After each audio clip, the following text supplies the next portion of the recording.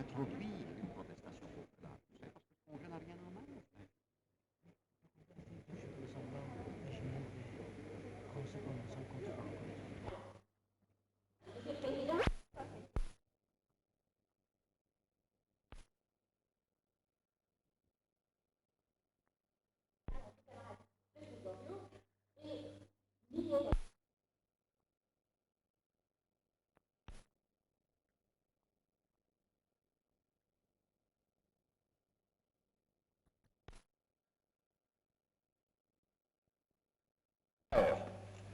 De déclarer ouverte la seconde conférence internationale des syndicats libres.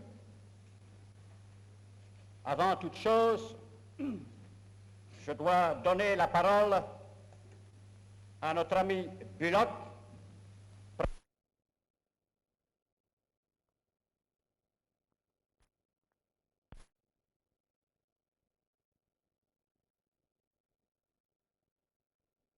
was held in this county hall in 1945, there was enthusiasm. I take pleasure and pride in extending a welcome to the representatives of our organized movement in so many countries where the institutions of free citizenship, freedom of association, democratic rule, the right of free speech, and the independence of trade unions are acknowledged and enforced by law and custom and long tradition.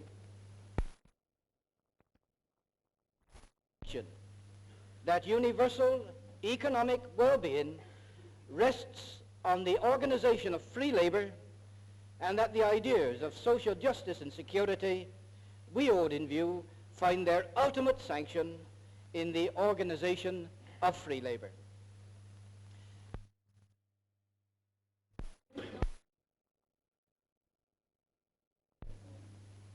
It is to proclaim these basic principles, and not only to proclaim them, but to fortify them and give them full expression in national and international affairs, that we have come together in this World Congress.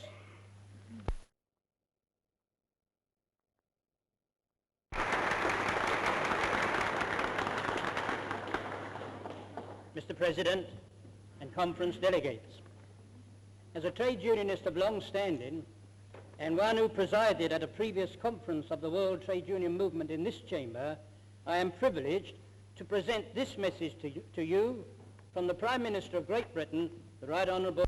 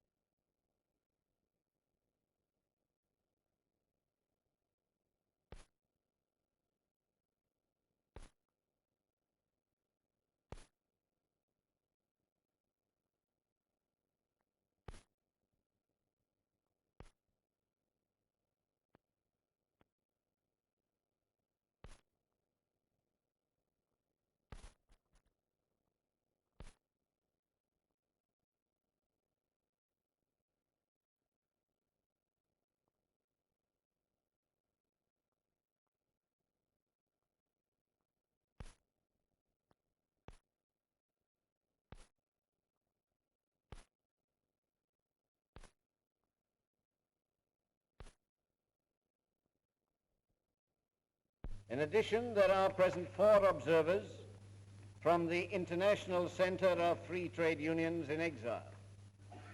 This gives a total, up to Friday night, of 238 persons here assembled. There are final figures will have to be declared to you in the report of the Credentials Committee.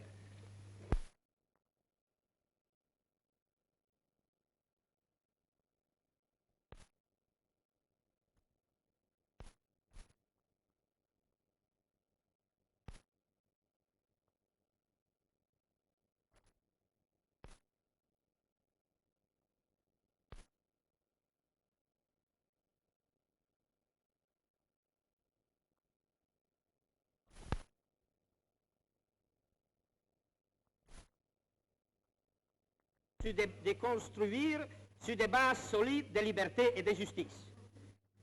L'attribution de confessionnalité donnée à certains syndicats et celui de non-confessionnalité prise d'autres organisations peut être une classification non seulement difficile et dangereuse, mais certainement telle d'introduire ici, dans cette assise de conférences préconstitutives à la Confédération mondiale libre des travailleurs, un élément de jugement dans les faits intérieurs sur l'activité.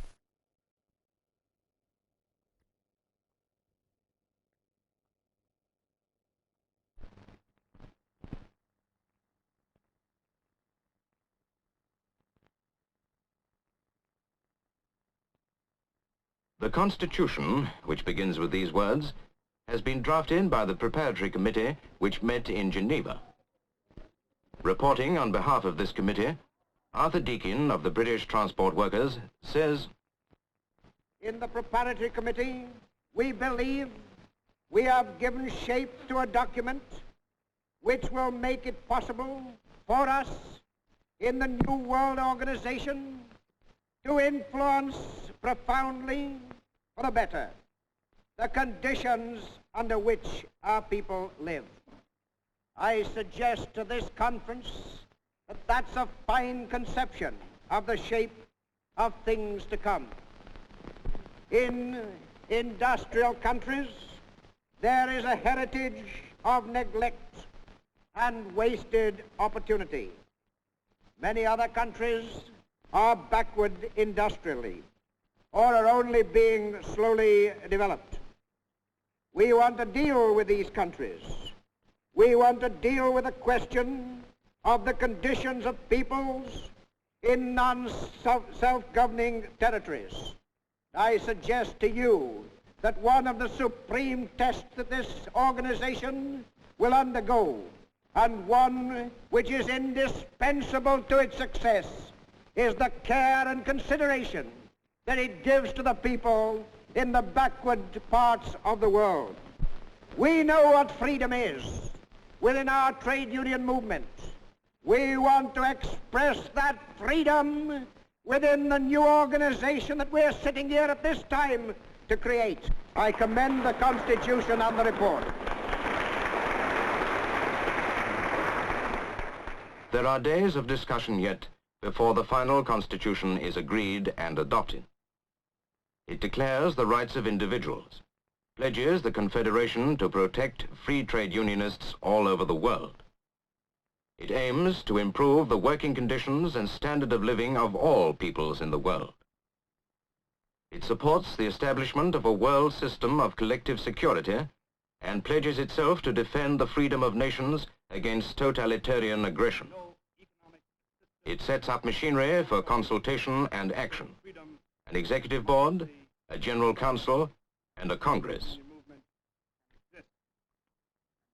The conference expresses its militant opposition to the fascist slave states that still exist in the world. Irving Brown of the American Federation of Labor speaks out strongly against dictatorship regimes in Latin America and aid to Franco's Spain. And fourthly, we condemn any attempt to introduce Spain as it exists today under a Franco regime into the Marshall Plan and into the Atlantic Pact. Not one voice is raised in Franco's favor. Summing up the case against fascist Spain is a leader of the Spanish trade unionists in exile, Pascal Tomas, whose organization has been suppressed by Franco and replaced by a government-dominated labor front. Dando con ello esperanzas y alientos a la democracia española. There is no opposition to the resolution, which is therefore adopted unanimously. Par conséquent, je déclare cette résolution adoptée à l'unanimité.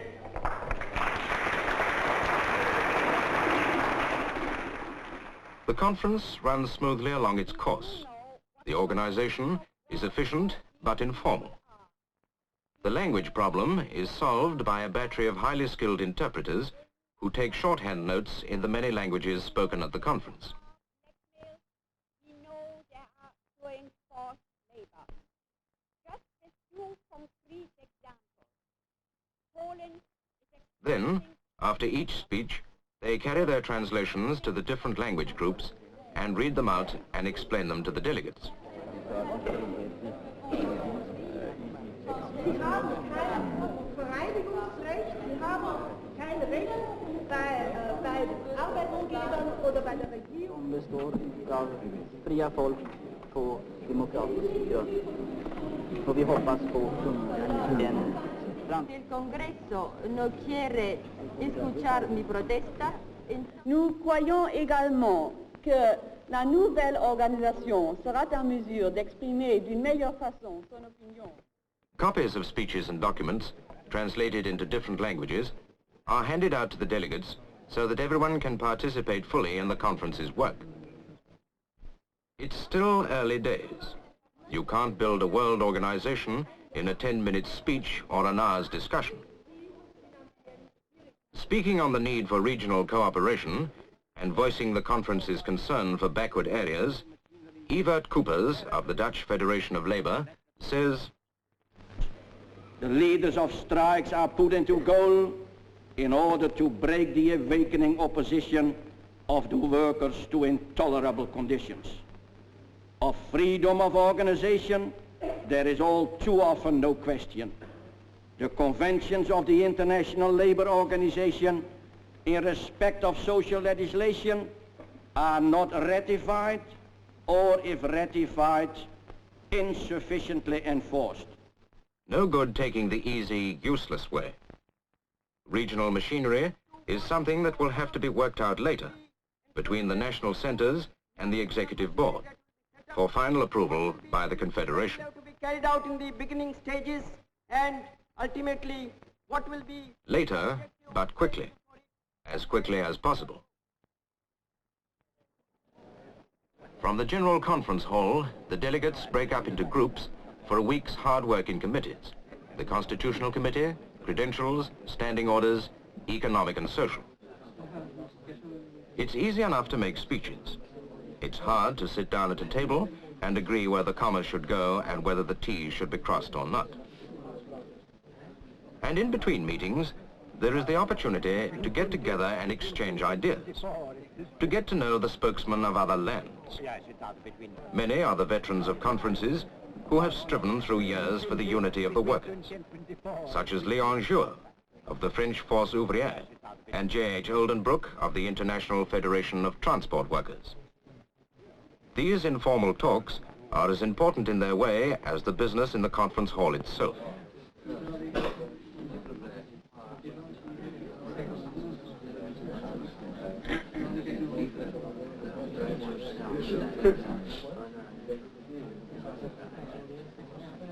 There are friendships to be renewed. There are new friends to make.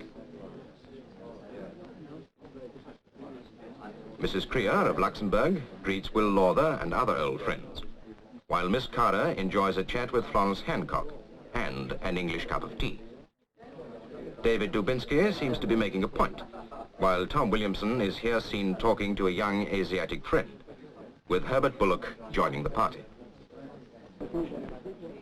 The desire to cooperate makes nationality no real barrier. The common understanding of workers everywhere makes language no real problem. These are the understandings and the ties that mean something through the hard years.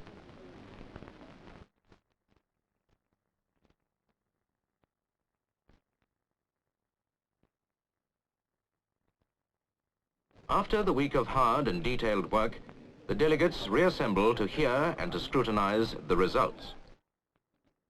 Vous avez devant vous, vous avez en votre possession les documents GA20. The report and manifesto of the Economic and Social Committee starts with this proclamation: bread, economic security and social justice for all. Freedom through economic and political democracy. Peace with liberty, justice and dignity for all. Walter Reuther of the American CIO, chairman of the committee, sets the meeting alight with his speech. Mr. Chairman, fellow workers and delegates, I rise to support the report of the committee. But I think that this delegation must do more than just adopt this report. The report outlines in comprehensive detail the basic economic and social objectives of this new free democratic World Trade Union group. But the task ahead of us will not be achieved by pious and pretty words, no matter how eloquently they may be set down on paper. The real task before us is to translate these noble principles into tangible and specific everyday instruments of struggle in the practical problems that lie ahead. When the conference adjourns and we all go back home to our respective countries and respective organizations, the workers are going to ask us what we accomplished in London, and we shall be unable to answer that unless we work in the field, because all the things we do here will have little practical value unless we fight to translate the things we do here into action in the field. We have learned through 2 costly wars that peace in the world is indivisible. We have also learned that freedom in the world is indivisible, that no one can truly be free until all peoples in the world are free. And we have also learned that economic security in the ultimate test cannot be achieved on a narrow nationalist basis, that unless we so organize the world's economy so that all people can achieve a fuller measure of economic security, then no one's security can be certain. There is no power in the world that can stop a fully mobilized, free, democratic labor movement that builds international labor solidarity into a weapon that's powerful and that we know how to use in our daily struggles. Let's go out of here and let's work together. Let's fight together. Let's march together. Let's build together. And together with the free peoples of the world, we can build a decent world in which freedom and security and human dignity and brotherhood can prevail. Thank you.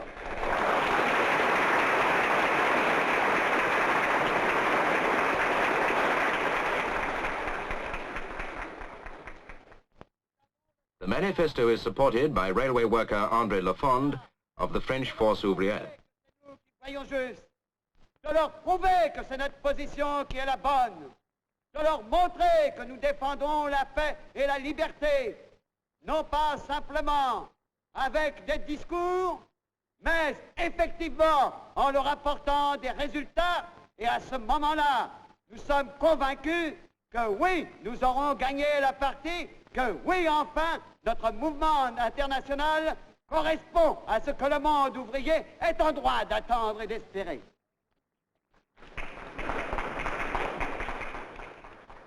The manifesto and all the resolutions of the conference are incompatible with any form of dictatorship. As Mrs. Bose of India says, and I think that we have been able to point it out to our fellow delegates in this document, in this valuable document, that right dictatorship is just as dangerous as the left dictatorship, if not more. Thank you, friends. the manifesto asserts the democratic rights and states the economic needs of the colonies and the economically underdeveloped areas. Another forthright speaker, the representative of the Cyprus Workers' Confederation, demands self-determination for all colonial peoples. The thing must pay off. It must come true, for the sake of the 50 million who couldn't come to London. The first step is to agree on principles. The report and manifesto are adopted unanimously. En l'absence d'opposition, je déclare approuvé à l'unanimité le rapport de la Commission et les textes du manifeste et de la déclaration.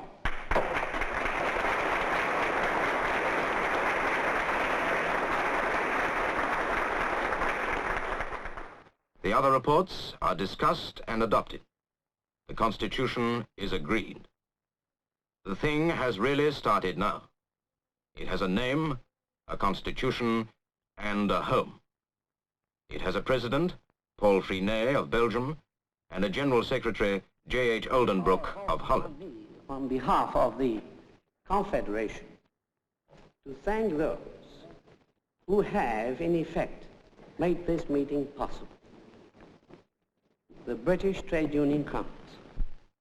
This conference, this Congress has steered the right course, and that is why we have landed in a happy port. Thank you. The discussions are over, the agreements recorded. The task now is to go out and make them work. The delegates are beginning to reach for their hats. Pas réclamés à la clôture de la conférence, ils deviendront naturellement propriété de la Confédération internationale des syndicats libres. Before passing on to the next resolution, the chairman would like to give delegates some fatherly advice, which is to reclaim their lost property before they leave London. The spirit in which the conference ends, a spirit of unity and solidarity, is summed up by President William Greene of the American Federation of Labor. I welcome this opportunity of stating in the most emphatic terms possible that the delegates representing the American Federation of Labor, and I think my friends of the CIO, all of them, heartily approve and endorse the action taken by the delegates in attendance at this historic convention. My friends, I hope we have succeeded admirably. Time alone can tell. But I express in your presence now the sincere hope that the foundation we have laid and the building which we have erected will remain forever, that it will never be liquidated, that it will never be destroyed, but will be forever and ever the house of labor in one world.